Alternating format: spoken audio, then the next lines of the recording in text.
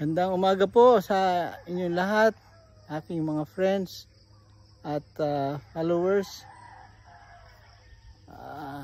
Nandito po ako sa area 2 ng ating dragon fruit farm, pero makikita nyo yung dami ng kalamansi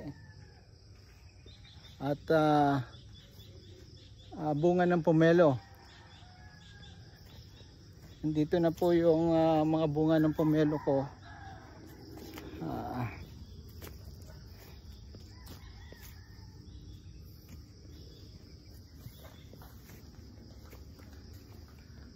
Tuloy-tuloy po sana ang bunga ng mga bagong tanim na pomelo po.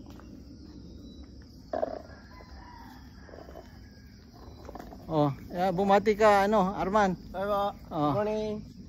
Kaya mamimita tayo ng kalamansi.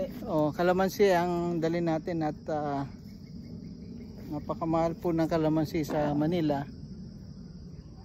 So yan po ang report ko dito sa area 2 ng ating dragon fruit farm. Magandang umaga po at happy Sunday sa inyong lahat.